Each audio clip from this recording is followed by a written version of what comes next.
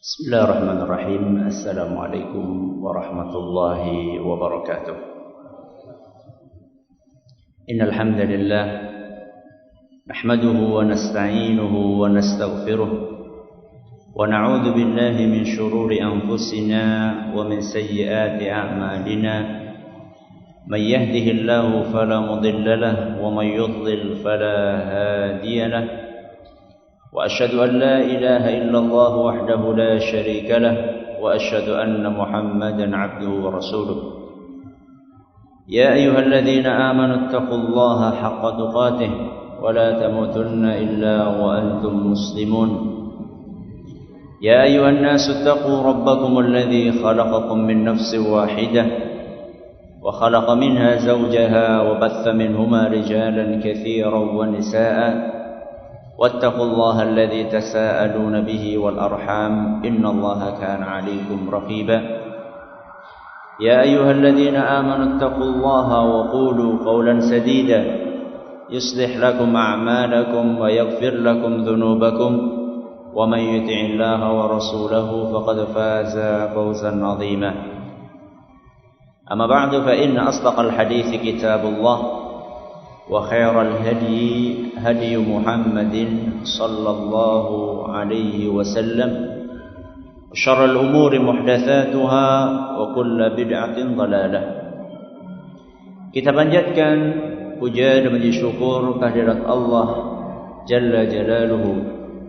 Pada kesempatan pagi menjelang siang yang berbahagia kali ini, kita kembali diberi kekuatan, kesehatan, hidayah serta taufik dari Allah Tabaraka wa Ta'ala, sehingga kita bisa kembali menghadiri pengajian rutin Ahad kedua di Masjid Agung Baitus Salam Purwokerto. Kita berharap semoga Allah Tabaraka wa Ta'ala berkenan untuk melimpahkan kepada kita semuanya ilmu yang bermanfaat, sehingga bisa kita amalkan sebagai bekal untuk menghadap kepada Allah Jalla wa Ala. Amin ya rabbal alamin. Salat dan salam semoga senantiasa tercurahkan kepada junjungan kita Nabi besar Muhammad sallallahu alaihi wasallam, kepada para sahabatnya, keluarganya dan umatnya yang setia mengikuti tuntunannya hingga hari akhir nanti. Para hadirin dan hadirat sekalian yang kami hormati, dan juga segenap pendengar Radio Insani di Purbalingga, Purwokerto, Banjarnegara, Cilacap, dan yang lainnya. Juga para pendengar Radio Roja Jakarta, di Bandung, di Lampung, dimanapun Anda berada, serta para pemirsa UFI TV yang semoga senantiasa dirahmati oleh Allah. Pertemuan terakhir kita membahas tentang nasab, tentang nasab Nabi kita Muhammad sallallahu alaihi wasallam. Masih ada yang ingat? Tapi jangan lihat catatan.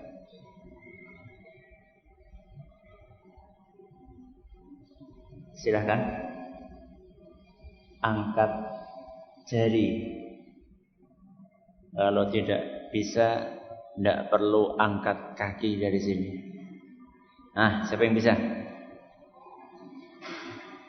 Muhammad bin. Ya berapalah, 3 lah paling tidak, minimal tahu 3 lah. Syukur-syukur bisa semuanya. Muhammad, sudah saya bantu ini. Muhammad bin. Ya, kelanjutannya.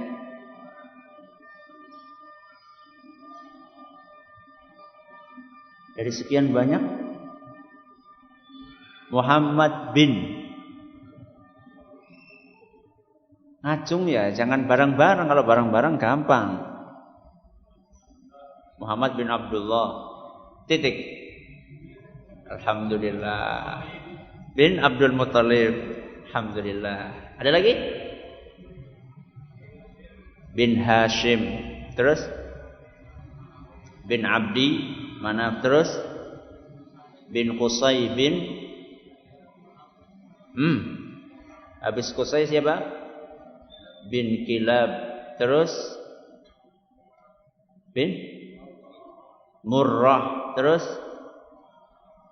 bin Ka'ab bin Lu'ay, dan seterusnya. Yang terakhir siapa kemarin kita sebutkan? Ismail. Kemarin kita nggak nyampe Ismail kemarin. Kita cuma nyampe siapa? Adnan. Nah, kita baru cuma nyampe Adnan kemarin. Karena sebagaimana telah kita jelaskan bahwa sampai Adnan itulah yang disepakati nama-namanya. Adapun sesudah itu maka sulit mencari landasannya. Sulit untuk mencari landasannya. Berarti Nabi kita Muhammad sallallahu alaihi wasallam bin Abdullah bin Abdul Muttalib. Hari ini kita akan mengkaji tentang kelahiran Nabi kita Muhammad sallallahu alaihi wasallam. Kisah tentang kelahiran beliau dimulai dari kakek beliau. Siapa? Abdul Muttalib.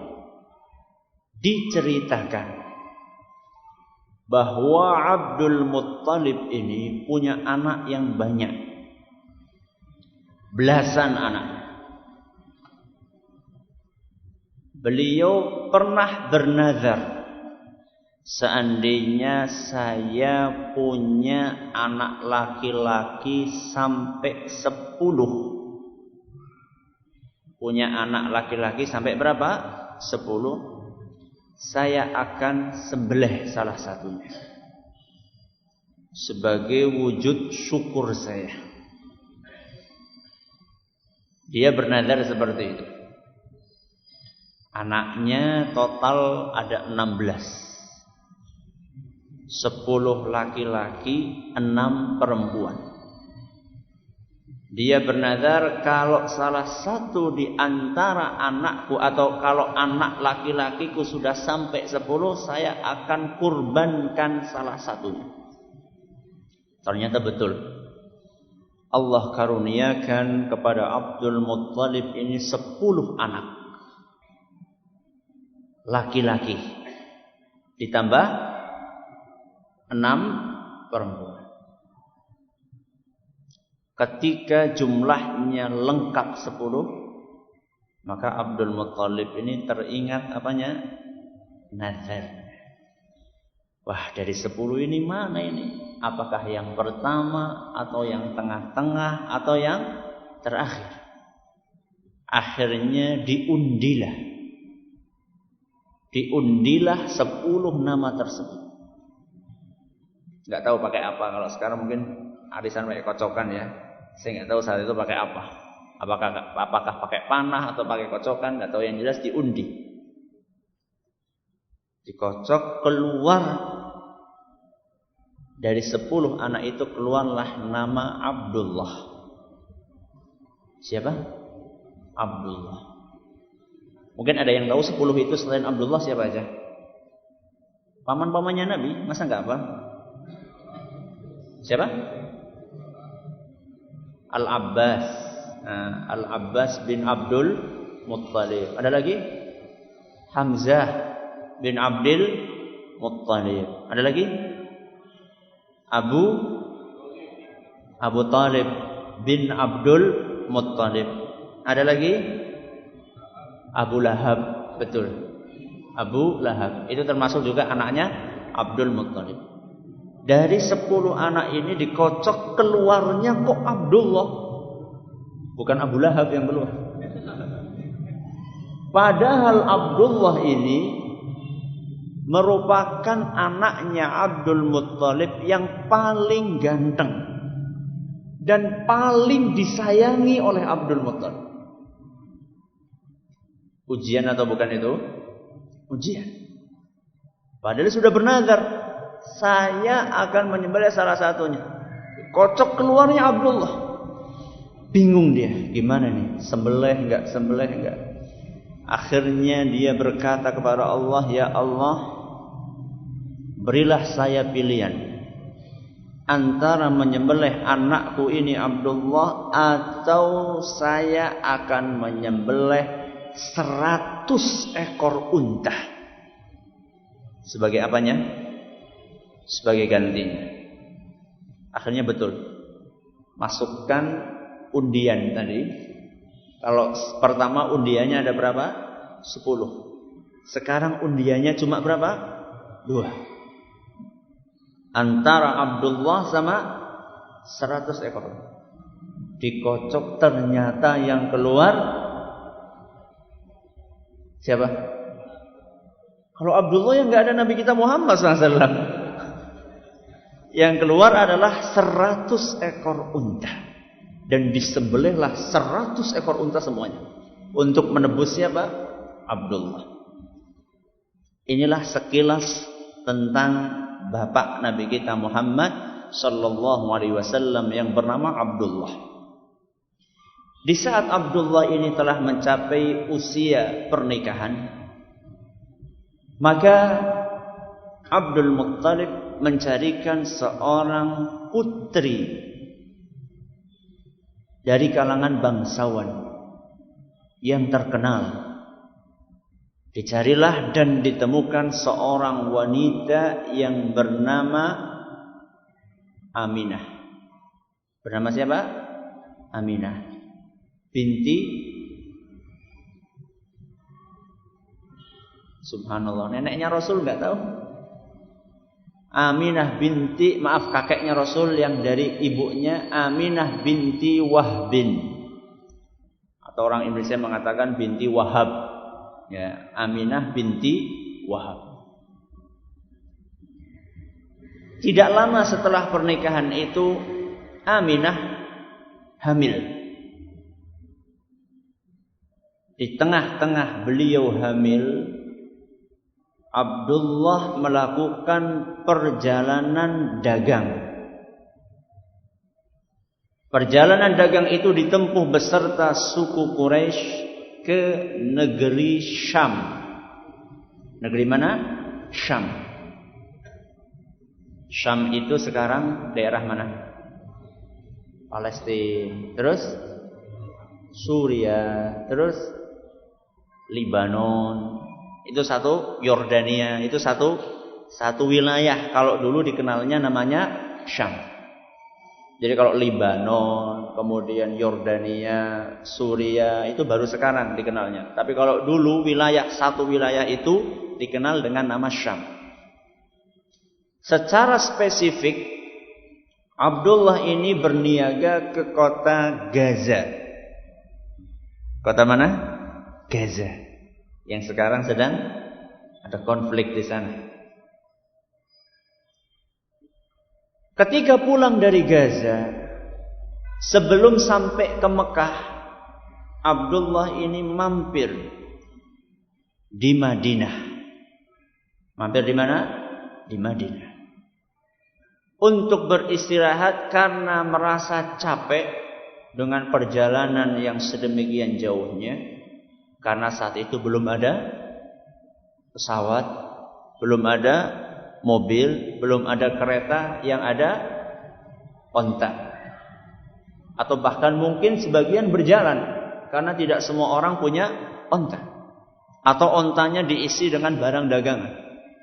Karena kecapean dan juga merasa kurang sehat, maka Abdullah pun mampir di di kota Madinah. Allah menakdirkan hanya beberapa hari Abdullah mampir di kota Madinah, beliau meninggal dunia. Di mana meninggalnya? Di kota Madinah.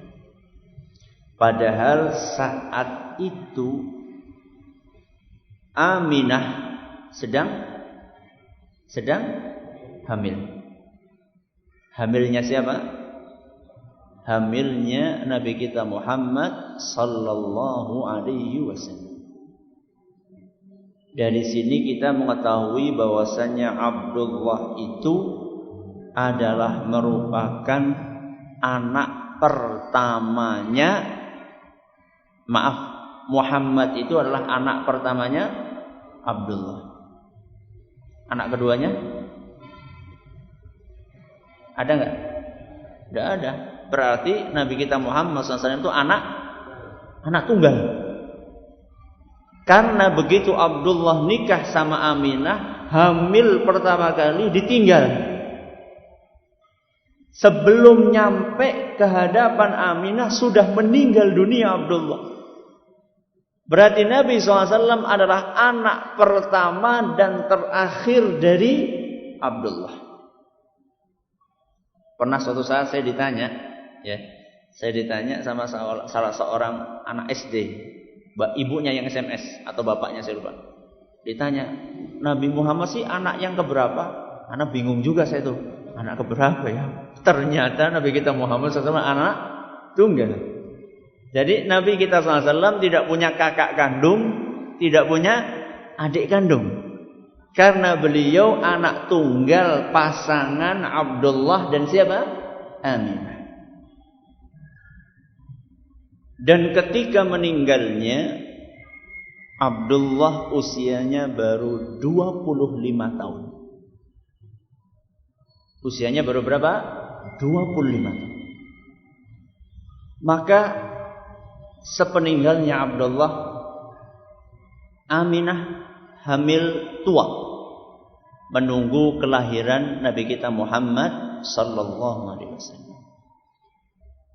Ada beberapa kejadian,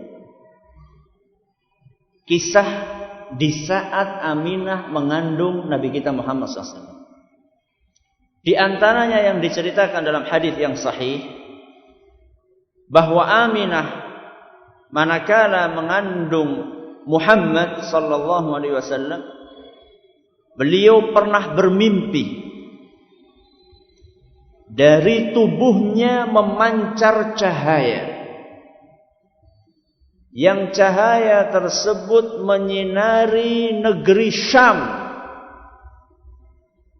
Menyinari negeri Syam. Dan nanti kita akan jelaskan kenapa Syam secara spesifik. Dan ini disebutkan oleh Nabi kita Muhammad sallallahu alaihi wasallam dalam sebuah hadis yang diriwayatkan oleh Imam Ahmad, dan hadis ini dinilai sahih oleh Imam Al-Hakim, Al-Dhahabi dan Syekh Al-Albani. Ketika Nabi kita sallallahu alaihi wasallam ditanya, "Ya Nabi Allah, ma kana awwalu bad'i amrik?" Wahai Nabiullah, ceritakan bagaimana pertama kali engkau muncul. Maka Nabi sallallahu alaihi wasallam mengatakan, "Ana da'watu Abi Ibrahim." Munculnya aku pertama kali adalah dengan doanya Nabi Ibrahim. Apa yang pertama? Doanya Nabi Ibrahim. Kemudian kata Nabi SAW, yang kedua, wa bushra Isa. Yang kedua, munculnya aku adalah dengan kabar gembira dari Nabi Isa alaihissalam. Yang pertama apa tadi?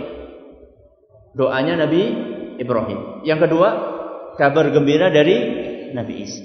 Yang ketiga, wa ra'at ummi annahu yakhruju minha nurun adha'at minhu qusur Syam. Dan yang ketiga, ibuku ketika sedang mengandung, beliau bermimpi dari tubuhnya memancar cahaya yang menerangi istana-istana yang ada di Syam. Berapa berarti? 3. Yang pertama apa? Doanya Nabi Ibrahim. Yang kedua, kabar gembira dari Nabi Isa. Yang ketiga, munculnya cahaya yang menerangi negeri Syam. Mengenai doanya Nabi Ibrahim, Allah ceritakan isi doanya Nabi Ibrahim tersebut di dalam Al-Quran surat Al-Baqarah ayat 129. Surat apa? Al-Baqarah ayat 129. Di dalam surat Al-Baqarah ayat 129, Allah menceritakan bahwa Nabi Ibrahim setelah selesai membangun Ka'bah beserta putranya, siapa? Nabi Ismail. Mereka berdua berdoa kepada Allah. Di antara isi doanya, Rabbana wab'ats fihim rasulan minhum yatlu 'alaihim ayatika wa yu'allimuhumul kitaba wal hikmata wa yuzakkihim innaka antal azizul hakim. Di antara doa yang dipanjatkan oleh Nabi Ibrahim setelah selesai membangun Ka'bah, Rabbana, apa Rabbana? Wahai Rabb kami, wab'ats fihim rasulan minhum, utuslah di tengah mereka ini seorang rasul dari kalangan mereka. Yang dimaksud adalah Nabi kita siapa? Muhammad SAW. Jadi kedatangan Nabi kita Muhammad SAW itu sudah mulai diisyaratkan, antara lain di zamannya Nabi Ibrahim. Sudah lama atau belum? Lama sekali. Tahun berapa? Tidak tahu. Tidak tahu tahun berapa Nabi Ibrahim. Berarti pertama kali muncul dengan doanya siapa? Nabi Ibrahim. Setelah itu dikuatkan dengan Nabi yang terakhir sebelum Nabi kita Muhammad SAW. Siapa itu? Nabi Isa. Berarti jaraknya jauh enggak? Jauh sekali. Dan ini bisa jadi di antara hikmahnya adalah untuk mempersiapkan hati para manusia bahwasanya setelahku, setelah Nabi Isa itu masih ada nabi yang lain. Tentang kabar gembira yang dibawa oleh Nabi Isa, Allah ceritakan kabar gembira tersebut di dalam Al-Quran surat As-Saff. Surat apa? As-Saff ayat 6. Di dalam surat As-Saff ayat 6, Allah Subhanahu wa ta'ala berfirman, وَإِذْ قَالَ عِيسَى ابْنُ مَرْيَمَ يَا بَنِي إِسْرَائِيلَ إِنِّي رَسُولُ اللَّهِ إِلَيْكُمْ مُصَدِّقًا لِمَا بَيْنَ يَدَيَّ مِنَ التَّوْرَاةِ. Lagi bercerita tentang Nabi Isa, bahwasanya Nabi Isa itu mengatakan kepada Bani Israel, aku adalah utusan Allah kepada kalian.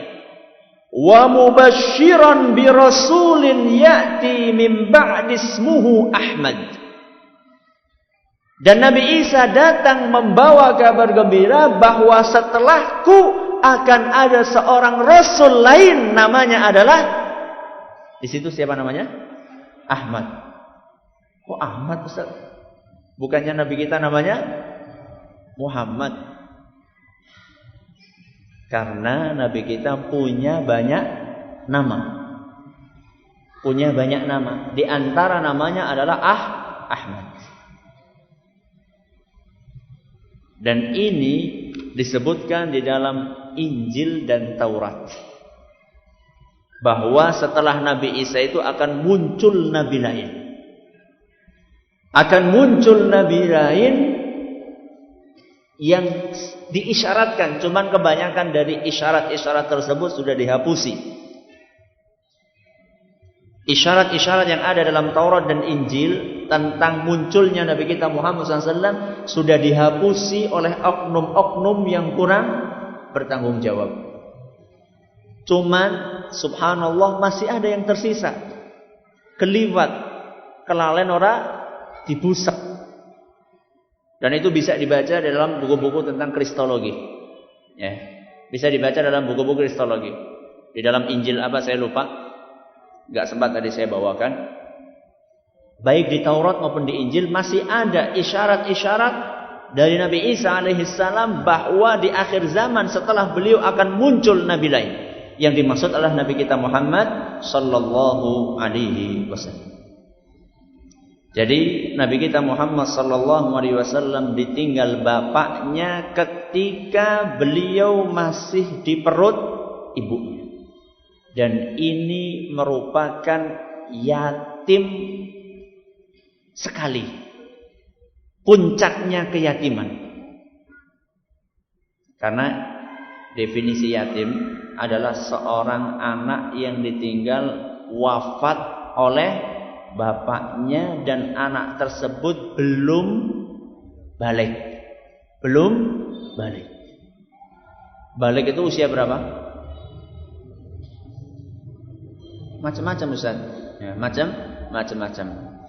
Kalau laki-laki biasanya ditandai dengan mimpi. Mimpi apa? Mimpi basah. Maksudnya ngompol Ustaz? Bukan. Maksudnya melihat sesuatu di dalam mimpinya yang membuat dia itu basah, maaf kemaluannya, dengan keluarnya air mani. Kalau kaum Hawa, di antara tandanya adalah dengan datangnya bulan atau menstruasi. Dan ada beberapa tanda yang lainnya. Berarti yatim itu adalah yang ditinggal wafat oleh bapaknya belum sampai usia balik. Jangan sampai nanti ada wong wis brengosen nasi diomong wong yatim. Bocah yatim wis brengosen lu bocah yatim jenenge. Yatim itu kalau belum balik. Nah, sekarang Nabi kita Muhammad SAW bukannya belum balik, bahkan masih di perut ibunya. Makanya kata Imam Ibnu Katsir, keyatiman yang dialami oleh Nabi kita Muhammad sallallahu alaihi wasallam merupakan keyatiman puncak tertinggi. Keyatiman yang paling yatim. Makanya di dalam Al-Quran Allah subhanahu wa ta'ala berfirman, alam yajidka yatiman fa'awa. Surat apa? Alhamdulillah. Surat Ad-Duha. Ayat, ngitung di situ. Ayat 6. Ayat berapa? 6. Alam yajidka yatiman. Bukankah Allah telah menemukanmu wahai Muhammad dalam keadaan yatim, fa'awa. Kemudian Allah subhanahu wa ta'ala yang melindungimu. Ini keyatiman tingkat tinggi. Orang yang ditinggal wafat ketika masih berada di perut ibunya. Dan nanti kita akan ambil pelajaran berharga dari sini. Nabi kita Muhammad sallallahu alaihi wasallam terlahir di suatu fajar. Terlahir di suatu fajar dan baru sehari lewat dari hari kelahirannya, Nabi kita Muhammad sallallahu alaihi wasallam sudah bisa membuka kedua matanya dan sudah bisa melihat langit. Jenengan dulu bisa ngelihat umur berapa? Berapa? Seminggu ya? Gak tahu biasanya ini yang baru lahiran apa nggak memperhatikan anaknya? Umur berapa sih biasanya bayi itu? Orang ngematakan? Apa wis kakean anaknya? Oh, belum punya anak. Itu baru satu hari disebutkan dalam riwayat yang sahih atau hasan, beliau sudah bisa melihat.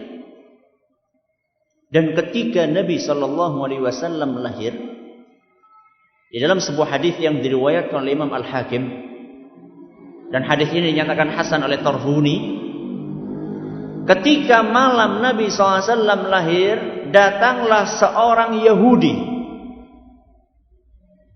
yang tinggal di kota Mekah dan biasa berdagang. Dia datang ke sekelompok orang-orang Quraisy. Kata orang Yahudi tersebut, ya ma'syara Quraisyin hal wulida fikumul lailata maulud. Wahai orang-orang Quraisy, apakah malam tadi atau malam ini telah terlahir seorang bayi di antara kalian? Orang-orang Quraisy itu mengatakan, wallahi ma na'lamuh. Demi Allah kami enggak tahu ada enggak bayi yang lahir semalam. Maka orang Yahudi itu mengatakan, Allahu Akbar. Amma idza akhta'akum fala ba's. Kata Yahudi, Allahu Akbar, seandainya memang tidak ada, ya tidak apa-apa. Seandainya memang tidak ada yang lahir bayi di antara kalian malam ini, enggak apa-apa. Akan tetapi, simak baik-baik, kata Yahudi tersebut. dengarkan apa yang akan saya ucapkan untuk kalian.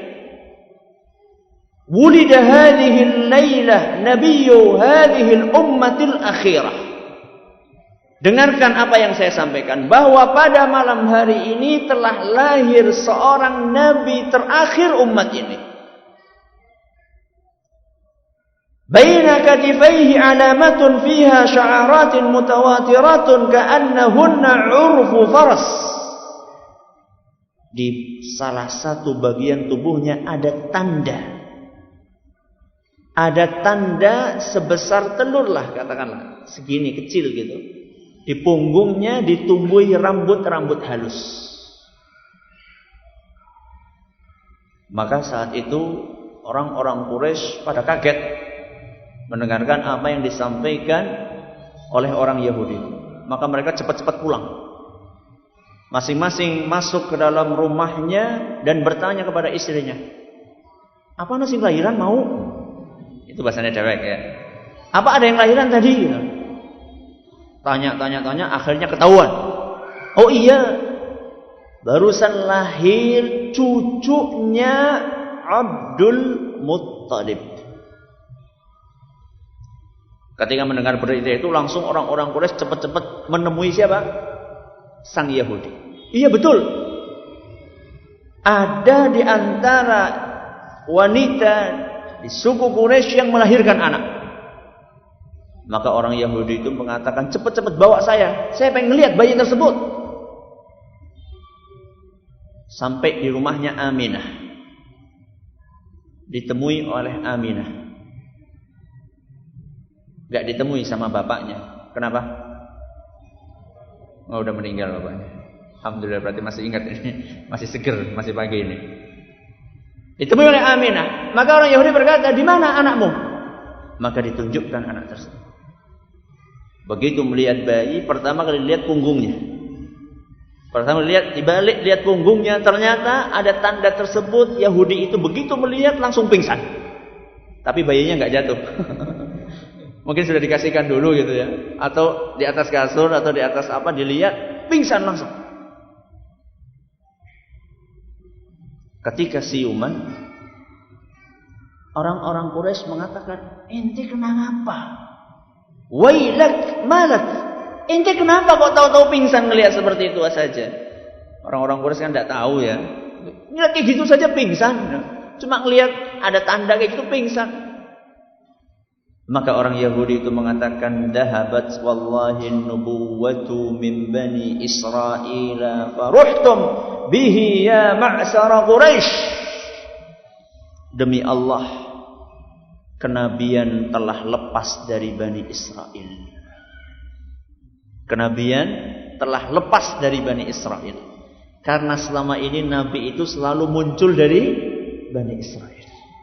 Pada hari ini kenabian telah lepas dari Bani Israel. Dan ternyata muncul di antara kalian, wahai orang-orang Quraisy. Ama wallahi, la yastuwanna bikum satwatan yakhruju khabaruha minal masyriq wal maghrib. Demi Allah, kata Yahudi tersebut,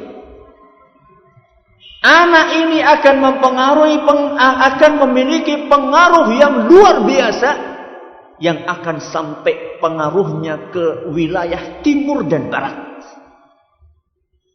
Hadis riwayat Al-Hakim dan dinyatakan hasan oleh At-Tirmidzi.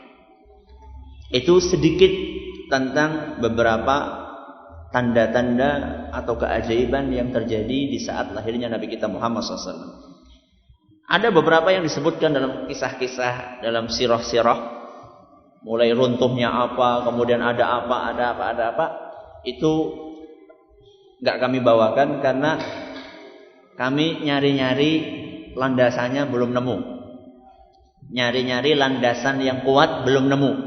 Nah, tadi yang saya bawakan insya Allah landasannya kuat. Sekarang pertanyaannya, kapan Nabi kita SAW lahir? Dari tadi kan kita belum cerita kan, kapan lahirnya? Pertanyaannya, hari apa, tahun berapa, bulan apa, tanggal berapa? kita mulai dari harinya. Nabi kita Muhammad sallallahu alaihi wasallam lahir tanpa ada perbedaan pendapat di antara para ulama pada hari Senin. Pada hari apa? Senin. Kapan berarti? Besok. Harinya, hari Senin. Kenapa para ulama enggak berbeda pendapat? Karena Nabi SAW sendiri yang mengatakan itu. Dalam sebuah hadis yang diriwayatkan oleh Imam Muslim, an Abi Qatadah al-Ansari radhiyallahu anhu anna Rasulullah sallallahu alaihi wasallam su'ila an shaumi yaumil Itsnin. Abu Qatadah al-Ansari bertutur bahwa Nabi sallallahu alaihi wasallam ditanya tentang puasa hari Senin. Beliau ditanya tentang puasa di hari Senin. Maka Nabi sallallahu alaihi wasallam menjawab, "Dzaka yaumun wulidtu fihi." Hari itu aku dilahirkan. Hari apa berarti? Senin. Wa yaumun bu'itsu au unzila alayya fihi. Dan di hari Senin pula aku mendapatkan wahyu pertama kali. Sudah.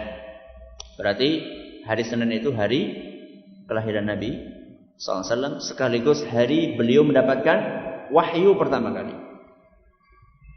Berarti Senin itu hari spesial atau bukan? Spesial. Bukan cuma hari lahirnya Nabi, bukan cuma beliau pertama kali dapat wahyu. Bahkan pada hari Senin pula Nabi kita sallallahu alaihi wasallam sampai di kota Madinah ketika hijrah. Nabi melakukan hijrah dari mana? Ke Mekah dari Mekah ke Madinah, melakukan perjalanan sekian hari. Gak seperti sekarang. Kalau sekarang naik bis paling cuma, siapa yang pernah ke Mekah? Berapa jam? Lalen Ustaz. Berapa? Oh, pas lagi di bis tidur.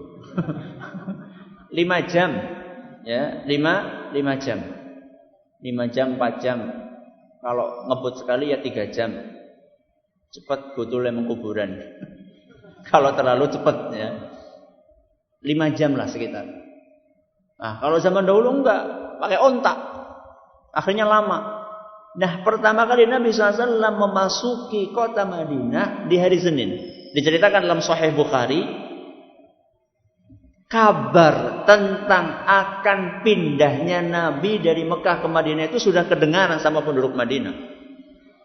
Akhirnya setiap hari mereka nunggu dari pagi. Nunggu di sebuah bukit di kota Madinah, nunggu ngeliat, nun jauh di sana. Nanti kalau sudah panas banget mereka turun. Besoknya gitu lagi, nunggu lagi. Udah panas turun. Di suatu hari, di hari Senin, ada orang Yahudi yang nunggu seperti itu, ngelihat nun jauh di sana, kelihatan Nabi kita Muhammad SAW, langsung teriak, Muhammad SAW telah datang. Akhirnya pada gemeruduk. Itu hari apa? Hari Senin. Berarti Nabi SAW dilahirkan hari Senin. Kemudian apa lagi hari Senin? Mendapatkan wahyu pertama kali. Terus masuk kota Madinah ketika hijrah di hari Senin. Dan juga di hari Senin pula Nabi kita sallallahu alaihi wasallam wafat. Dan di hari Senin pula Nabi sallallahu alaihi wasallam wafat. Sebutkan oleh Aisyah radhiyallahu anha dalam hadis riwayat Bukhari. Berarti ada berapa kejadian? 4. Pertama, kelahiran Nabi SAW. Kedua, pertama kali dapat wahyu. Ketiga, masuk kota Madinah saat hijrah. Yang keempat, ketika beliau wafat juga pada hari Senin. Berarti jawaban dari pertanyaan di hari apa Nabi SAW lahir, jawabannya di hari Senin. Tahun berapa? Tahun berapa? Menurut mayoritas ulama, Nabi lahir di tahun gajah. Nabi lahir di tahun gajah. Bahkan ada sebagian ulama mengatakan ijma bahwa Nabi lahir di tahun gajah.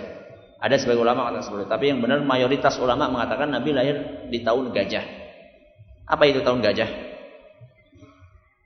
Tahun ketika Abraha. Tahun ketika Abraha ingin menghancurkan Ka'bah. Karena dia punya tempat ibadah di Yaman, kalah laku sama Ka'bah. Akhirnya dia ingin menghancurkan Ka'bah tersebut dengan membawa tentara gajah. Makanya tahun itu dinamakan tahun gajah. Tahun berapa itu? Masa tahun gajah? Tahun berapa? Hijriyah tahun berapa? Hijriyah bukan Masehi. Hijriyah tahun berapa? 571 Hijriyah. Hijriyahnya tahun berapa? Oh, belum ya, betul. Alhamdulillah. Tahun Hijriyah itu kan dimulai dari hijrahnya Nabi SAW ke Madinah. Ngitung tahun Hijriah itu diawali dengan hijrahnya Nabi SAW ke kota Madinah. Makanya nggak diketahui tahun Hijriahnya karena belum ada tahun Hijriah. Kalau Masehinya tadi 571. Tahun berapa? 571 Masehi. Berarti harinya hari Senin. Tahunnya tahun gajah. Bulan ini ada khilaf di antara para ulama. Ada yang mengatakan bulan Ramadan. Nabi SAW lahir. Dan ada yang mengatakan bulan Rabiul Awal. Dan pendapat yang kedua ini yang lebih kuat. Berarti bulannya bulan Rabiul Awal. Hari-hari Senin. Tahun gajah. Bulan Rabiul Awal. Tanggal. Mengenai tanggal ini telah terjadi perbedaan pendapat yang sangat tajam di antara para ulama. Ada yang mengatakan bahwasannya beliau lahir di tanggal 2 Hijriah. 2 Rabiul Awal. Ada yang mengatakan beliau lahir di tanggal 2 Rabiul Awal. Dan ini pendapat dinyatakan oleh Imam Ibnu Abdul Barr dalam kitabnya Al-Isti'ab. Setelah itu ada pula yang menyatakan bahwa beliau lahir di tanggal 8. Bulan apa? Rabiul Awal. Dan pendapat ini dipilih oleh Abul Khattab bin Dihyah dalam kitabnya At-Tanwir fi Maulidil Bashirin Nadhir. Tanggal berapa ini? 8. Ada pula yang mengatakan tanggal 9. Dan ini pendapat yang dipilih oleh para ahli falak. Ahli apa? Falak, astronomi. Jadi mereka nyari-nyari di dalam kalender tahun 571 Masehi, dicari di situ hari Senin peristiwa ketika gajah atau tentara gajah menyerang Ka'bah. Cari, ternyata keluarnya pada tanggal 20 April 571. Menurut mereka lahir Nabi pada tanggal 20 April 571. Dan itu kalau dicari-cari ternyata ngepasi tanggal 9 Rabiul Awal. Sudah berapa pendapat ini? Berapa? 3. Yang pertama 2. Yang kedua 8. Yang ketiga 9. Pendapat yang ke-10. Pendapat yang ke-10. Pendapat yang keempat. Pendapat yang keempat tanggal 10. Makanya tadi keluarnya pendapat 10. Pendapat yang keempat tanggal 10 Rabiul Awal. Dan ini diriwayatkan oleh Imam Ibnu Asakir dari Abu Ja'far Al-Baqir.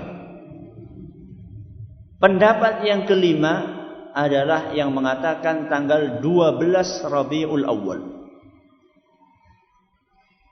Dan ini menurut sebagian ulama pendapat mayoritas.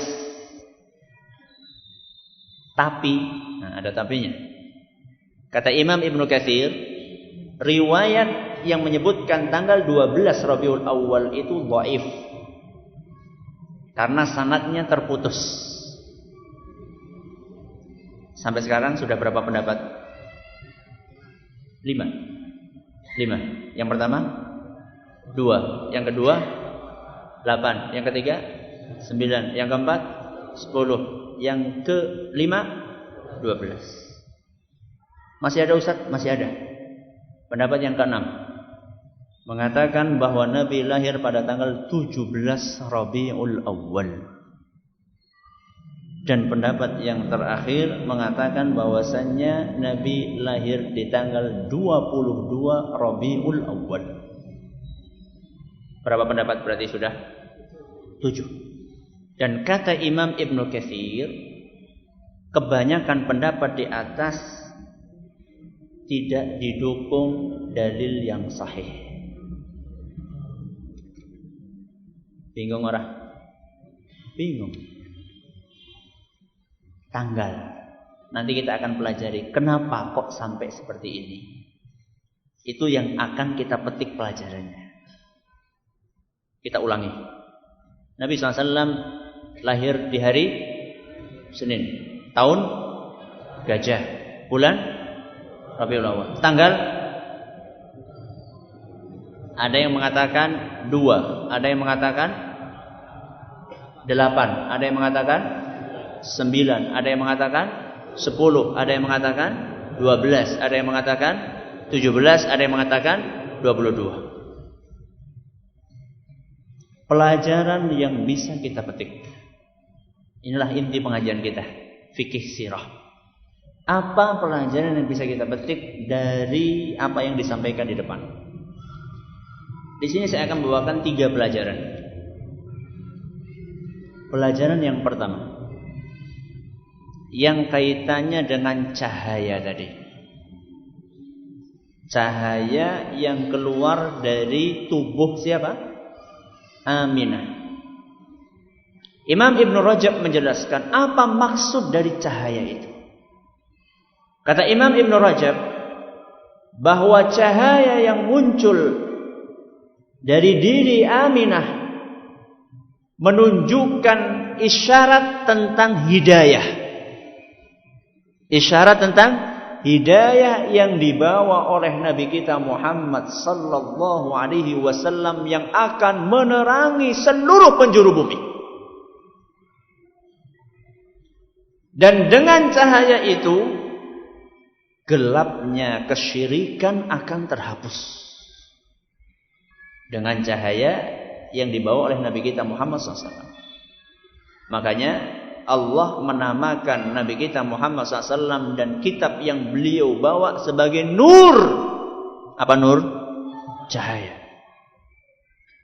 Dalam Al-Quran surat Al-Ma'idah ayat 15 sampai 16. Dalam surat Al-Ma'idah ayat 15 sampai 16 Allah Subhanahu wa taala berfirman, "Qad ja'akum minallahi nurun wa kitabum mubin." Telah datang kepada kalian dari Allah Subhanahu wa taala cahaya dan kitab yang jelas. Kemudian di ayat berikutnya, yahdi bihillahu man ittaba'a ridwanahu subulas salami wa yukhrijuhum minadh-dhulumati ilan nur. Dan Allah Subhanahu wa taala mengeluarkan kalian dengan diutusnya Nabi kita Muhammad SAW dan kitab yang beliau bawa, Allah Subhanahu wa taala mengeluarkan kalian dari kegelapan menuju ke cahaya. Sudah. Berarti maksud dari cahaya itu apa tadi? Hidayah. Tadi disebutkan cahayanya menyinari mana? Syam. Kenapa kok Syam? Kenapa bukan Indonesia? Kenapa Syam? Kata Imam Ibnu Katsir, ini menunjukkan bahwasannya agama Islam di negeri Syam sampai akhir zaman akan kokoh teguh di sana.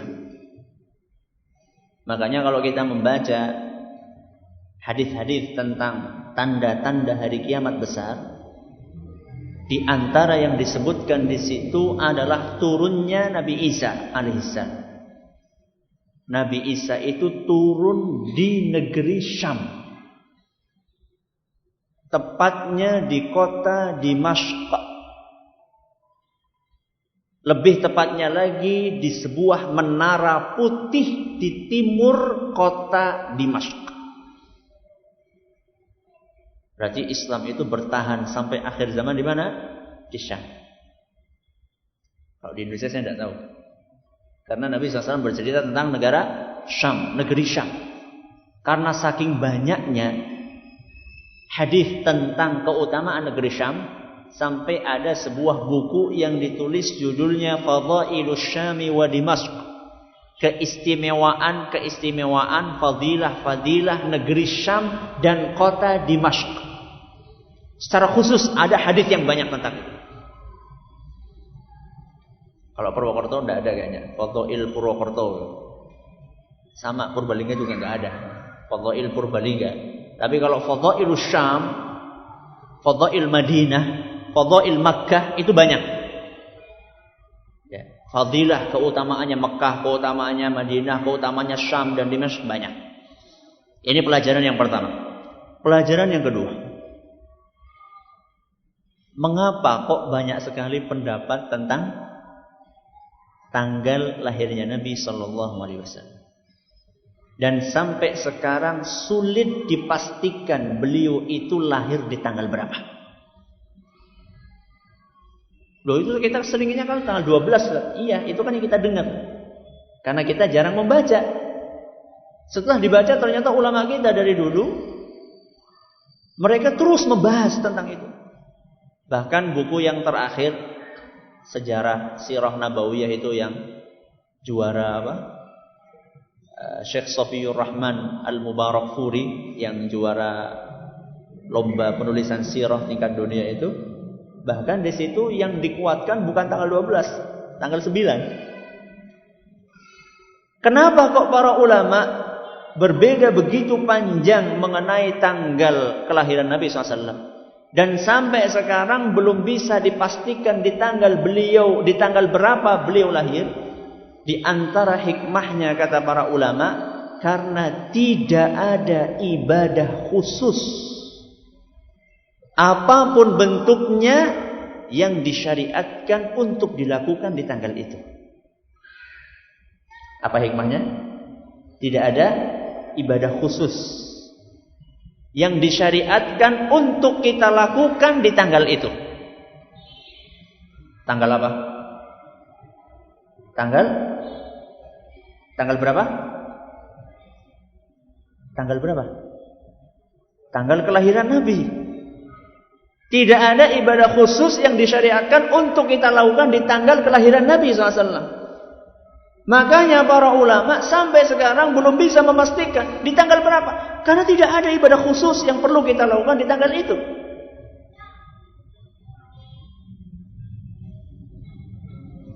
Beda dengan tanggal-tanggal yang lainnya. Misalnya wukuf di Arafah tanggal berapa? Wukuf di Arafah tanggal 9 pasti. Idul Adha tanggal 10. Ada nggak perbedaan Idul Adha? Ada nggak yang Idul Adha tanggal 11? Idul Fitri ada perbedaan pendapat? Nggak ada. Tanggal 1 Syawal kan? Benar nggak? Apa ada orang Idul Fitri tanggal 2 Syawal? Bisa ada perbedaan? Iya, tapi kan mereka semuanya sepakat. Walaupun kemarin, hari ini, besok, 3 hari pun semuanya ngaku tanggal 1 Syawal. Gak ada perbedaan di antara para ulama tanggal 1 Syawal Idul Fitri. Kenapa? Karena memang di tanggal itu ada ibadah, yaitu Idul Fitri. Tanggal 1 Ramadan ada ibadah? Ada. Apa? Puasa. Ada perbedaan di antara para ulama? Gak ada.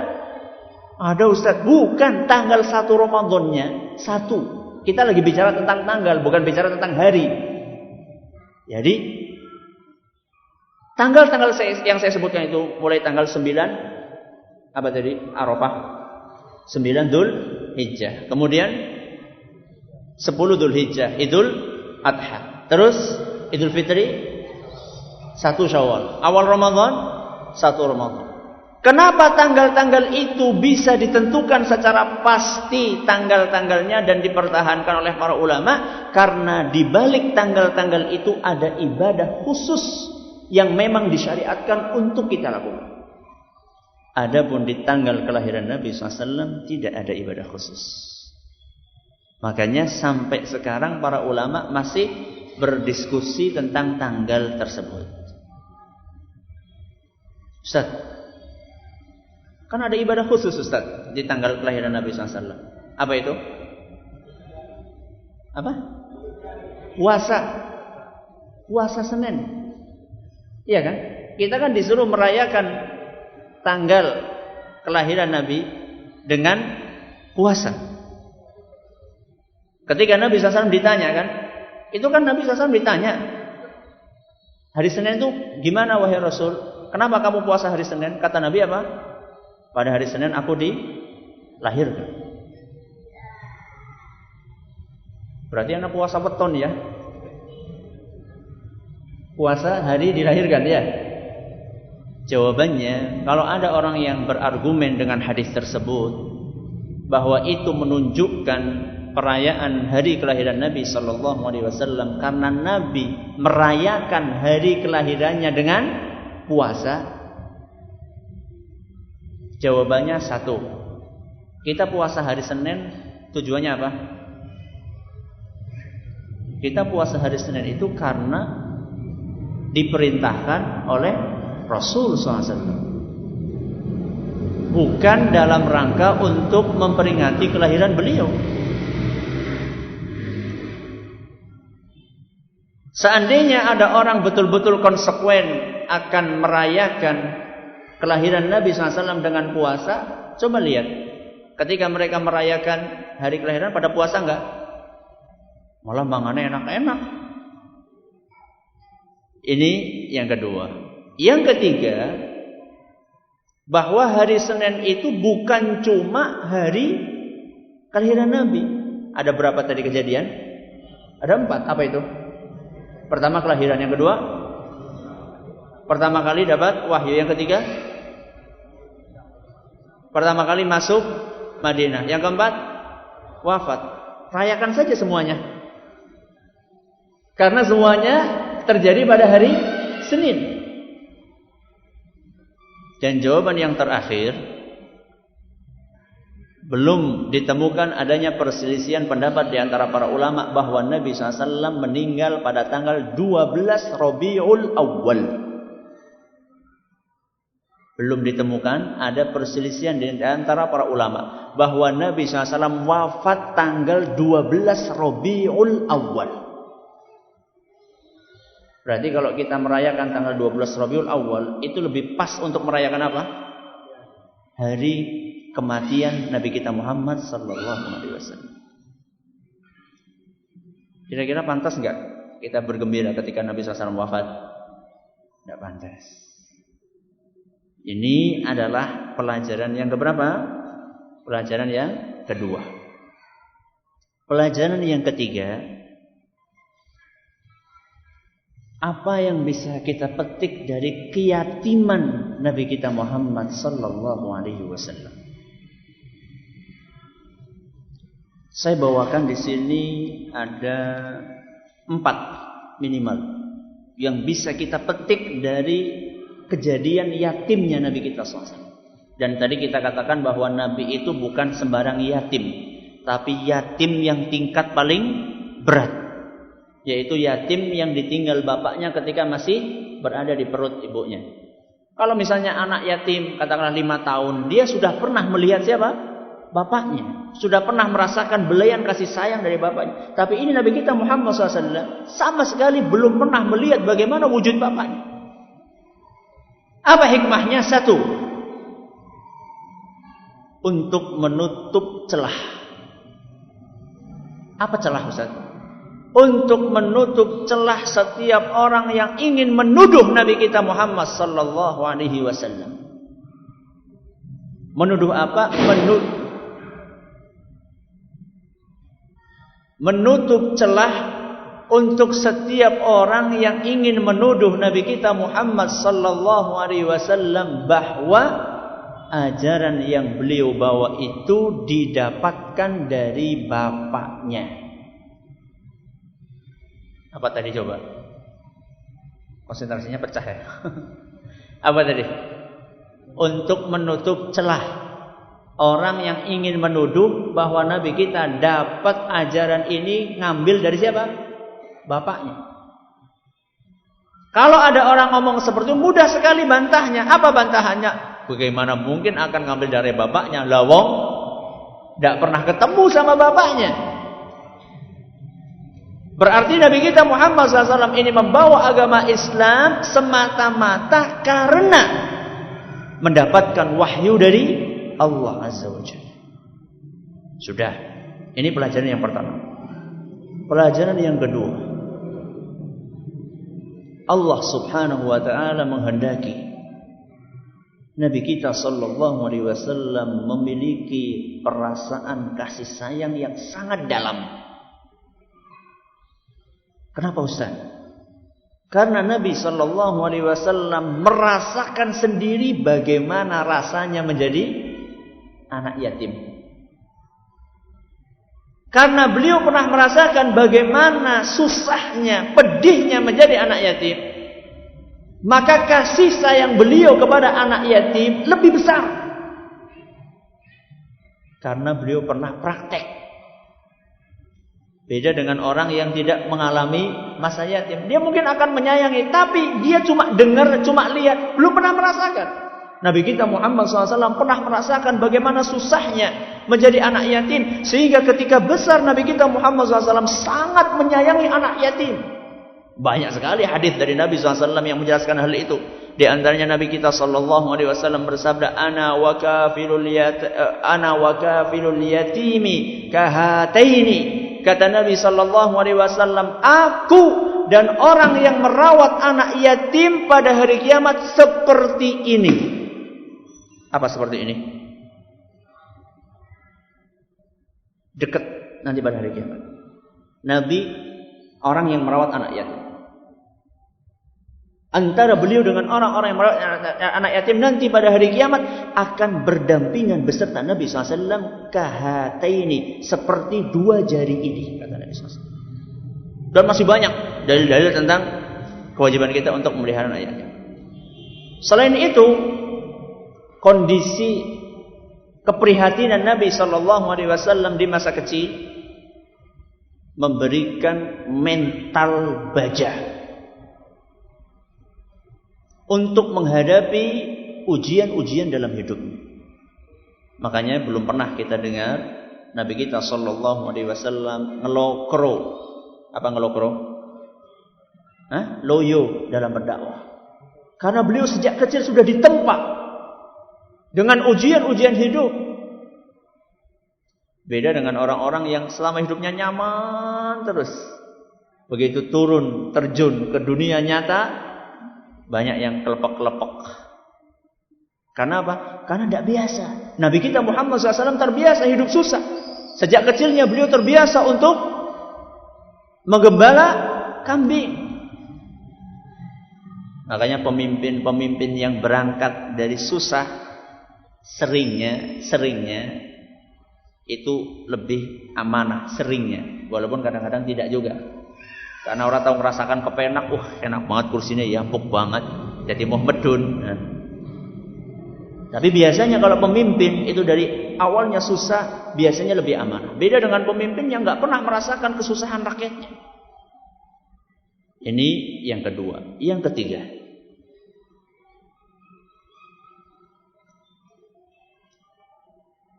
pentingnya peran ibu. Pentingnya peran ibu. Nabi kita Muhammad SAW setelah ditinggal wafat oleh bapaknya, beliau beserta siapa? Ibunya.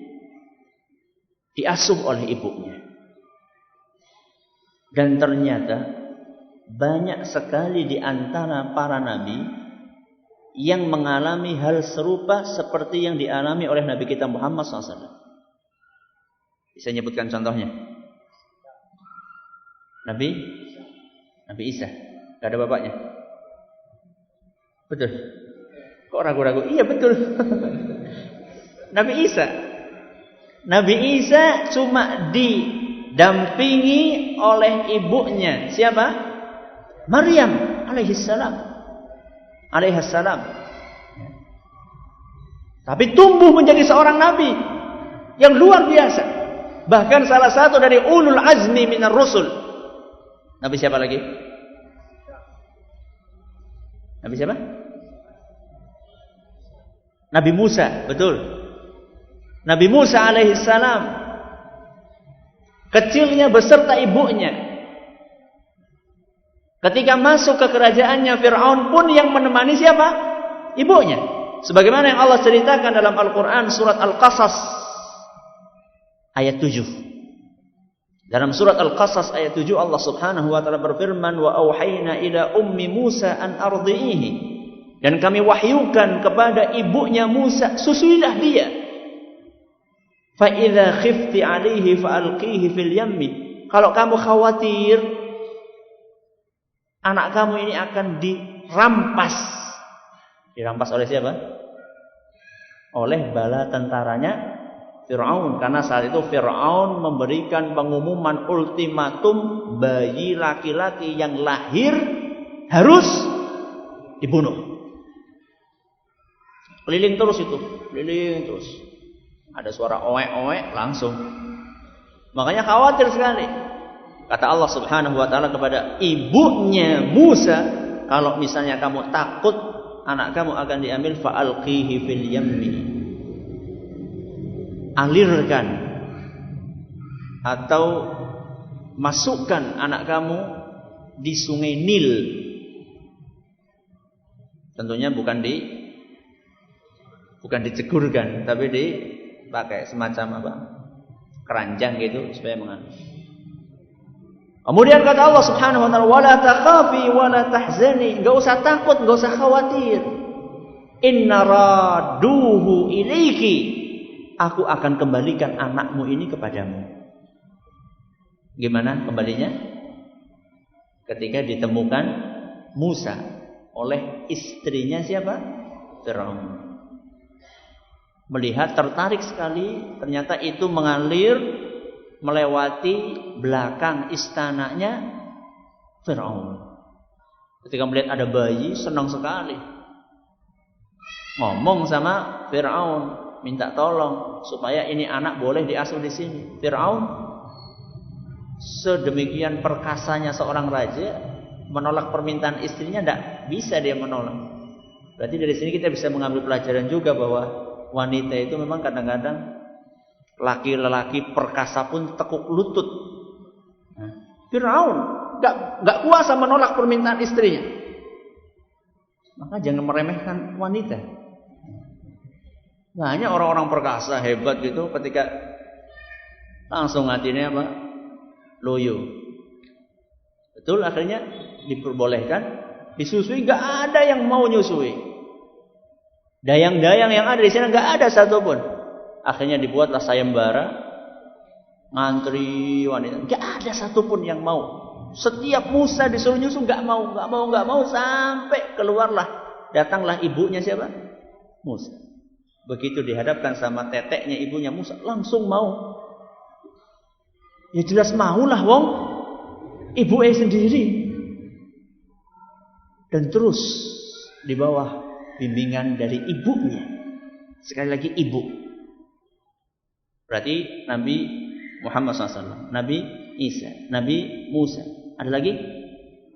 Nabi Ismail. Nabi siapa? Ismail alaihissalam. yang ditinggalkan oleh bapaknya siapa? Ibrahim. Kata Allah Subhanahu wa taala bercerita tentang kejadian itu dalam surat Ibrahim ayat 37. Dalam surat Ibrahim ayat 37 Allah Subhanahu wa taala bercerita tentang Nabi Ibrahim. Rabbana inni askantu min dzurriyyati biwadin ghairi dzi zar'in 'inda baitikal muharram. Ya Allah, aku telah tinggalkan anak istriku di sebuah lembah yang tidak ada tumbuhan di Baitillah, yaitu di sekitar Ka'bah. Saya telah tinggalkan di tanah haram, di tanah suci ini anak dan istriku. Dan di lembah ini nggak ada tumbuhan dan nggak ada air pula. Dan ketika ditinggalkan berangkat gitu, cuma ditinggali sedikit bekal sama air sedikit, nggak cukup untuk 2 hari. Setelah drop tinggal situ, Nabi Ibrahim balik, langsung meninggalkan begitu saja, nggak ngomong apa-apa. Maka dipanggil-panggil sama Hajar, ibunya siapa? Ismail. Ibrahim, kamu tinggalkan kami di sini. Gak menengok sedikit pun. Diulangi sampai 2-3 kali pertanyaan itu. Kamu tinggalkan kami di sini? Gak dijawab. Ketika melihat suaminya gak menjawab sama sekali, Hajar faham.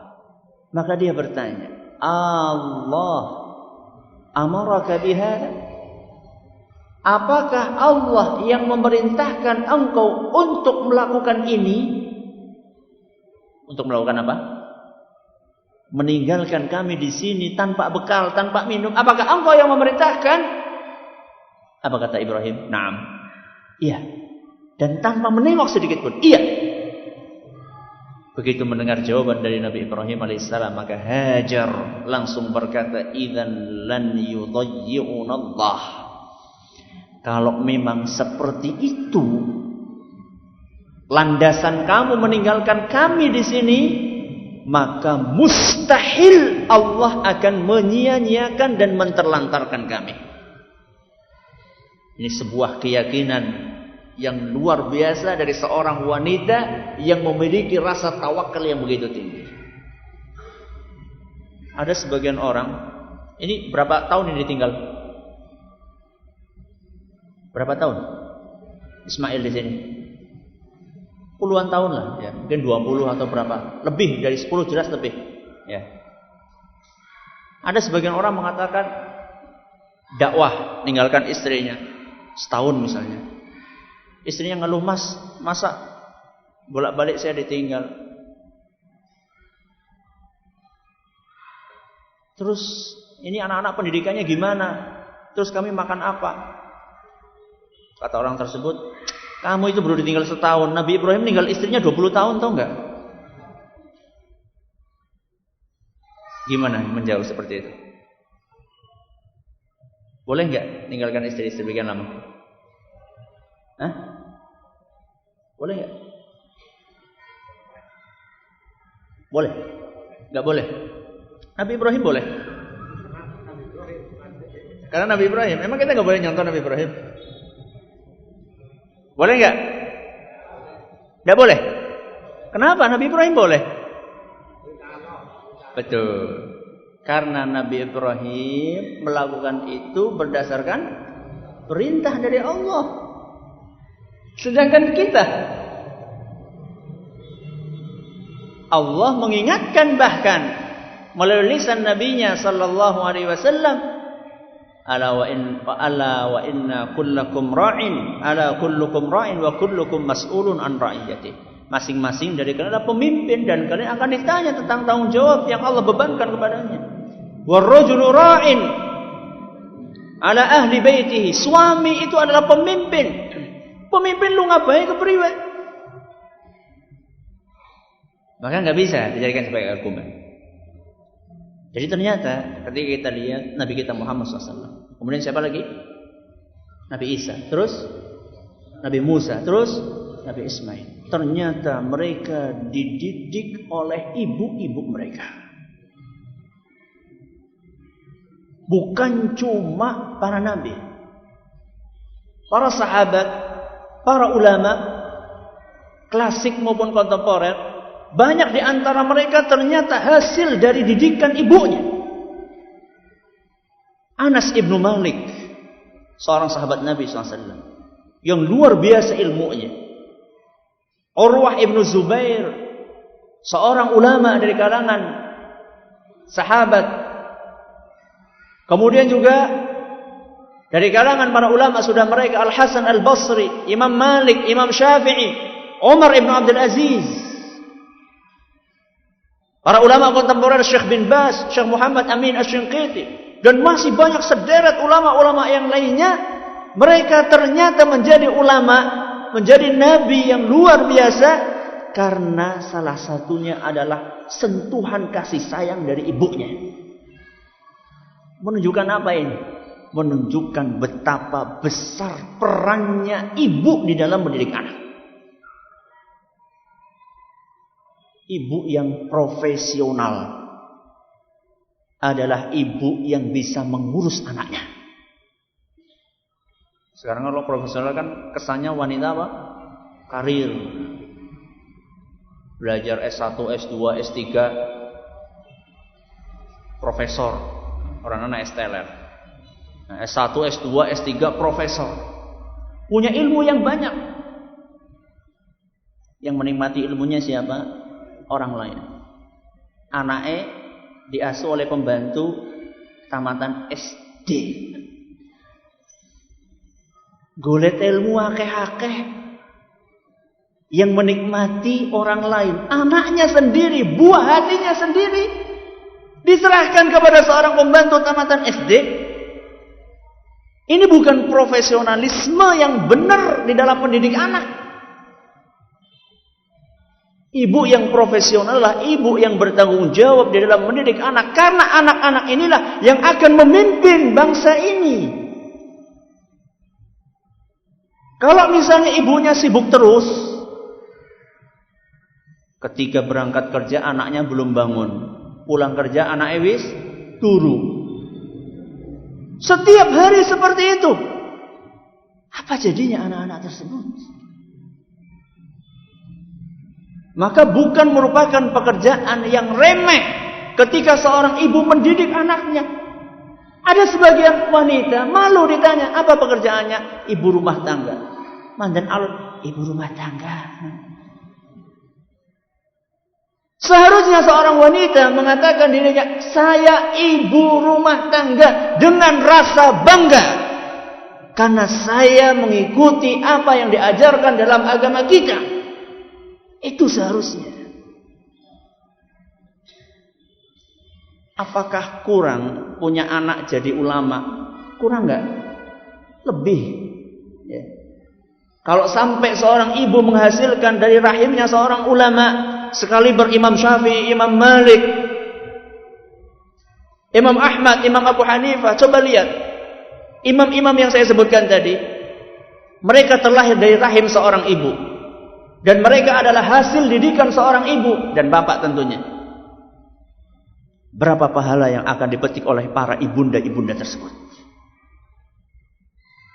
Sekarang berapa orang yang mengambil faidah ilmu dari Imam Syafi'i? Berapa orang? Bukan jutaan, miliaran manusia. Yang dapat pahala bukan cuma Imam Syafi'i, ibunya juga dapat pahala. Karena ibunya yang mendidik Imam Syafi'i menjadi seorang imam besar. Berarti ini kayak gue bapak kayak rosah melusat. Ya bareng-bareng. Bareng-bareng. Tapi memang peran ibu itu sangat apa? Sangat dominan. Karena bapak biasanya lebih banyak di mana? Di luar untuk mencari nafkah. Ini pelajaran yang keberapa? Yang ketiga. Pelajaran yang keempat. Bahwa kesuksesan anak atau kekayaan tidak tergantung yatim atau bukan yatim. Kesuksesan anak menjadi orang, manusia, itu tidak diukur apakah dia itu yatim atau bukan yatim. Buktinya Nabi kita Muhammad SAW. Walaupun beliau terlahir dalam keadaan yatim, tapi Nabi kita Muhammad SAW bisa merubah dunia. Jadi ini juga sekaligus motivasi. Sekaligus motivasi buat mereka yang terlahir dari keluarga yang yatim atau anak yatim. Tidak usah minder. Anda punya pendahulu yang yatim dan sukses, yaitu Nabi kita Muhammad SAW. Ada sebagian orang tua memperhatikan sekali anaknya, bahkan sangat khawatir kepada anaknya, masa depannya bagaimana. Sampai-sampai disuruh sedekah, disuruh zakat. Lah wong duit iki ditabung kok kuliah anakku ngemben. Suruh sedekah, suruh zakat. Wah, gimana nih duitnya nih, sayang nih anak saya nanti makan apa? Memang betul kata Nabi sallallahu alaihi wasallam, "Innal walada mabkhalatun." Anak itu kadang-kadang membuat orang tuanya menjadi pelit. Hadis riwayat Ibnu Majah dan isnadnya adalah sahih Al-Busiri. Kadang-kadang anak itu bikin orang tuanya jadi pelit. Mau sedekah lah, engko anakku mangan apa? Ketahuilah bahwasanya kalau kita bertakwa kepada Allah Azza wa Jalla, menjalankan perintah-perintah agamanya, sekalipun kita sudah meninggal dunia, anak kita akan diasuh oleh Allah Azza wa Jalla. Ingat kisahnya Nabi Musa dan Nabi Khidir. Nabi Musa dan Nabi Khidir ketika masuk ke sebuah kampung, di situ ada rumah yang mau ambruk. Dibangun sama siapa? Sama Nabi Khidir. Padahal sebelumnya Nabi Khidir, Nabi Musa masuk kampung itu minta minum, gak dikasih sama penduduk kampung. Kok mau-maunya Nabi Khidir bangun rumah cuma-cuma? Maka Nabi Musa bertanya, kenapa kamu mau bangun rumah ini sedangkan barusan kita minta air aja gak dikasih sama penduduk kampung ini? Kamu kok mau-maunya bangun rumah ini tanpa meminta upah? Ternyata kata Nabi Khidir, di bawah ini ada harta karun yang ditanam, ditimbun oleh kedua orang tua anak yatim. Dan aku diperintahkan oleh Allah untuk menjaga harta ini.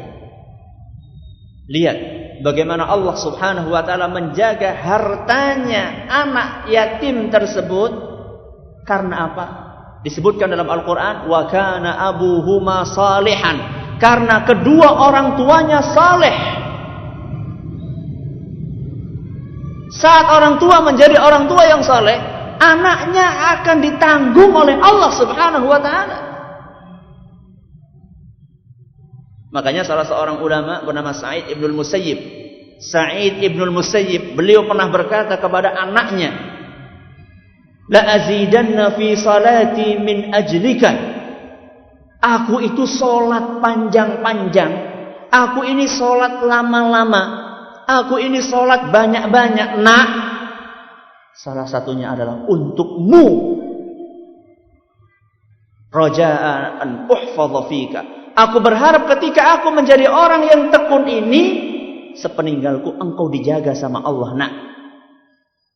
Umar ibn Abdul Aziz pernah mengatakan, "Ma min mu'minin yamutu illa hafidhahu Allah fi aqibihi wa aqibihi." Kata Umar ibn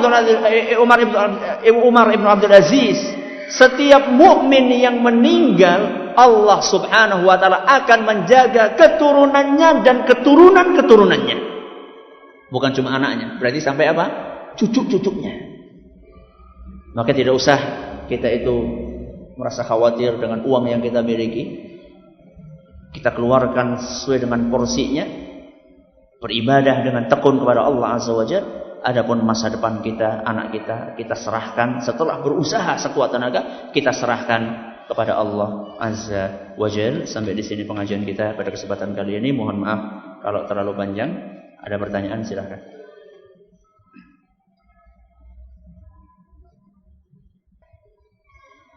Mensunahkan apa? Nazar. Ya. Yang pertama, Kadang-kadang membayangkan Allah atau membayangkan Rasulullah. Itu bagaimana? Kalau membayangkan Allah itu tidak boleh. Maksudnya membayangkan bagaimana bentuknya Allah itu tidak boleh. Karena hal itu tidak pernah Allah sebutkan, diceritakan bagaimana detil bentuknya Allah. Dan kita tidak mungkin bisa membayangkan. Wala yuhituna bihi ilma. Tidak mungkin kita itu bisa membayangkan secara sempurna bagaimana Allah. Karena Allah itu maha besar sehingga tidak bisa kita bayangkan secara total. Kalau membayangkan Rasulullah SAW tidak mengapa. Karena banyak hadis-hadis yang menceritakan bagaimana bentuk mukanya Nabi, bagaimana postur tubuhnya Nabi, bagaimana jenggotnya Nabi, bagaimana hidungnya Nabi, bagaimana rambutnya Nabi. Itu semuanya disebutkan, direkam oleh para ulama dalam hadis-hadis. Di antara buku yang bagus masalah ini adalah buku judulnya Asy-Syamā'ilu Al-Muhammadiyah. Asy-Syamā'ilu Al-Muhammadiyah karya Imam At-Tirmidzi. Tentang kepribadian Nabi SAW secara fisik maupun secara akhlak. Menghilangkan perasaan yang pertama tadi dengan berta'awudz kepada Allah Azza wa Jalla. Kemudian lebih banyak bertafakur tentang makhluknya. Tafakkaru fil khalqi wala tafakkaru fil khaliqi. Bertafakurlah, membayangkanlah ciptaan-ciptaan Allah. Dari situ kita bisa membayangkan keagungan Allah Subhanahu wa ta'ala. Apakah Nabi SAW mensunnahkan untuk nazar? Para ulama mengatakan bahwa nazar itu hukumnya makruh. Nazar itu hukumnya makruh. Kalau sudah terlanjur, maka hukumnya wajib untuk dipenuhi. Kalau belum nazar, hukumnya apa? Makruh. Karena Nabi SAW menyebutkan innama yustakhraju minal bakhil. Nazar itu biasanya muncul dari orang yang pelit. Kok bisa Ustaz? Iya. Nek nyong lulus nyong arep puasa, nek ora lulus berarti ora puasa, kowe pelit. Dan dengan lulus apa ora lulus ya puasa gitu loh. Makanya para ulama mengatakan bahwa nazar itu hukumnya makruh. Tapi kalau sudah terlanjur bernazar maka wajib untuk memenuhi nazarnya.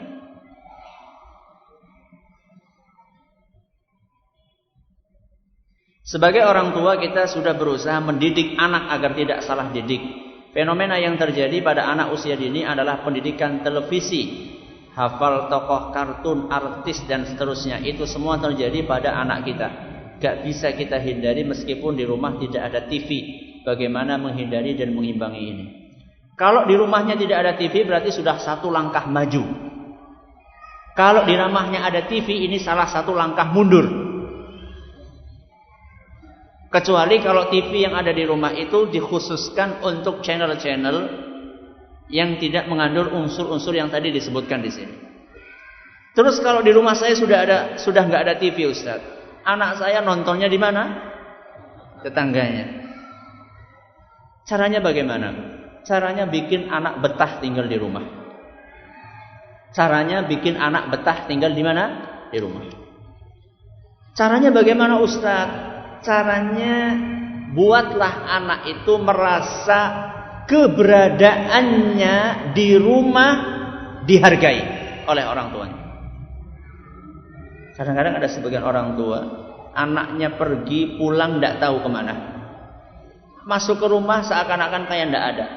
Orang Arab mengatakan wujuduhu ka'adami, ana orang nana pada baik. Makanya wajar anak itu merasa nggak nyaman di rumah. Maka kalau anak pulang ke rumah, sambut anak itu dengan pelukan, dengan ciuman. Kemudian dengarkan anak kita bercerita.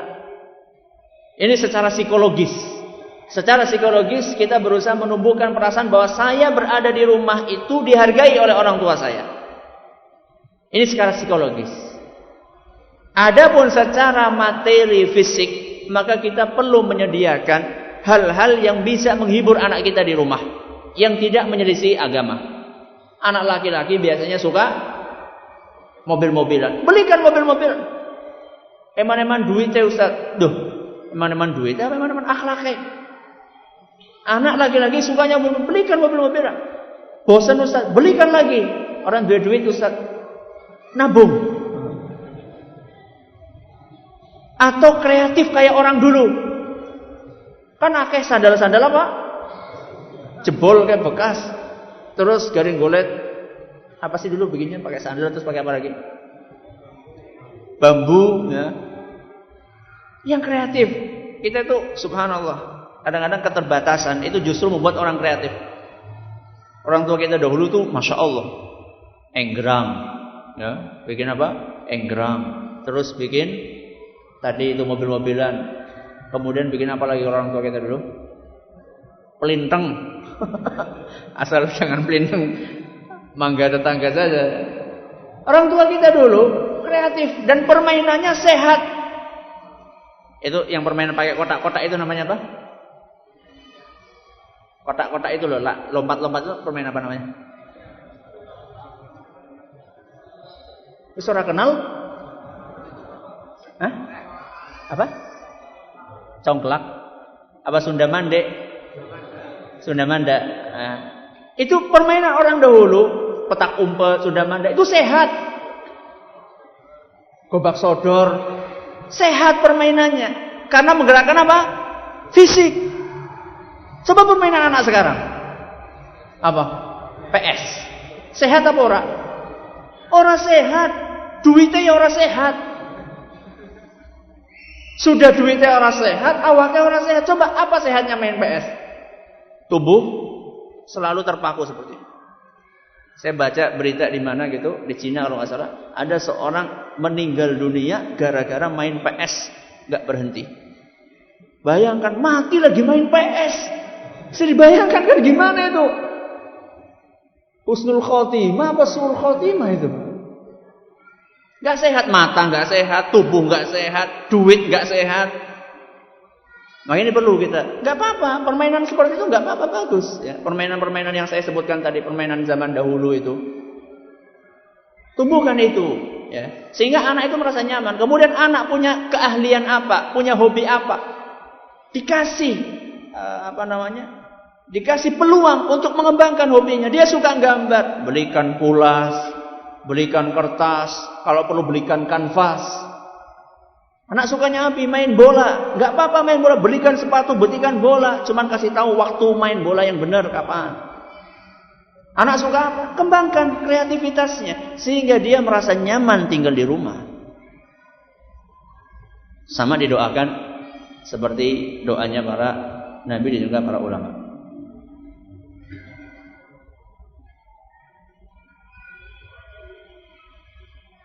Bagaimana sikap kita apabila anak diajarkan doa di sekolah-sekolah umum yang tidak sesuai sunnah? Padahal doa itu harus dihafalkan. Apakah kita tetap mengajarkan pada anak doa tersebut? Di samping kita juga mengajarkan doa yang sesuai sunnah. Misalnya doa makan. Lebih baik pelan-pelan diajarkan kepada anak doa yang sesuai dengan sunnah. Karena khawatirnya nanti yang melekat di kepala anak kita adalah doa yang tidak sesuai dengan sunnah Nabi SAW. Sambil anak itu diberikan pengertian, pengarahan. Ketika nanti ditanya sama gurunya, kamu kenapa baca doanya seperti itu? Jangan sampai nanti anak bid'ah, Pak Guru, doa seperti itu. Siapa sih ngulang gitu? Anak dari kecil itu diajari cara menyampaikan yang baik. Misalnya dia mengatakan, oh ini yang diajarkan oleh ibu saya. Ini saya bawa bukunya Pak Guru. Oh malah nanti anaknya bisa dakwai siapa? Gurunya itu, Masya Allah. Oh iya ya, coba lihat. Oh iya ya. Jadi anak pun dari kecil perlu kita biasakan untuk menegur, menyampaikan sesuatu dengan cara yang baik. Ya, jangan biasakan untuk mungkin terlalu frontal mungkin. Ya.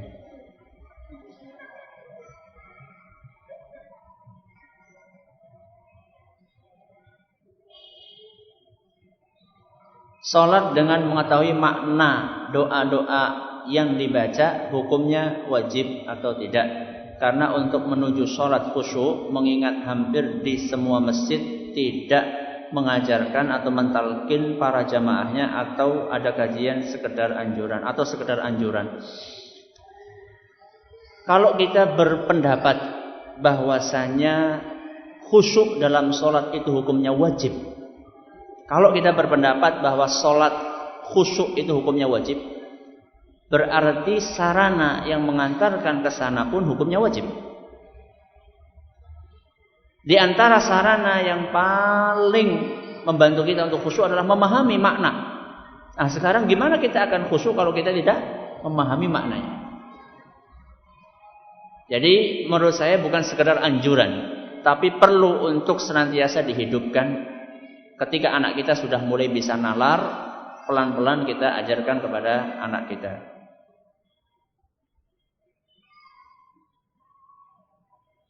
Bermimpi pada tidur malam hari bertemu dengan seorang yang tidak nampak dengan jelas tentang wajah dan ciri-ciri fisik lainnya. Tetapi dalam mimpi itu atas izin Allah diyakinkan bahwa sosok itu adalah Nabi SAW. Apakah mimpi seperti ini dibenarkan telah bertemu dengan beliau Sallallahu Alaihi Wasallam? Kalau belum jelas fisiknya bagaimana yakin? Yakin itu kan dari sesuatu yang dia lihat dengan jelas. Memang betul tidak ada setan yang bisa menyerupai Nabi kita SAW. Tapi setan ngaku Nabi ada.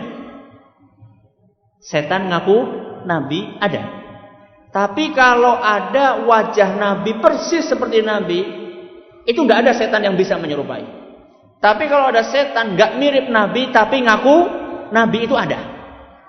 Makanya waspada. Seorang tidak akan bisa yakin bagaimana yang dia lihat itu Nabi atau bukan kalau dia tidak tahu bagaimana ciri-ciri fisik Nabi. Contoh, saya lihat tadi malam mimpi sama Nabi. Gimana bentuknya? Tinggi, besar, jenggotnya putih, rambutnya putih. Oh, bukan Nabi itu. Karena Nabi ketika wafat jenggotnya cuma sedikit yang beruban, rambutnya juga seperti itu. Oh, saya lihat Nabi. Gimana? Hidungnya agak mancung tapi ke dalam. Itu bukan Nabi. Nabi itu mancung. Atau macam-macam lah. Orang kadang-kadang maka perlu waspada.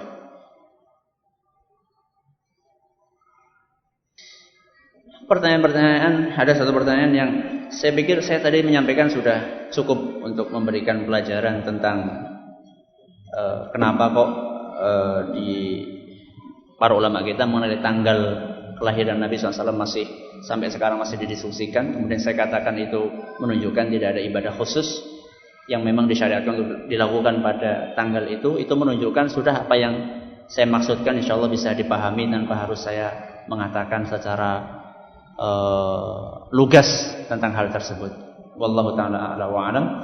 Terima kasih atas perhatiannya. Mohon maaf segala kurangnya. Kita tutup dengan membaca subhanakallahumma wa bihamdika asyhadu an la ilaha illa anta astaghfiruka wa atubu ilaik. Assalamualaikum warahmatullahi wabarakatuh.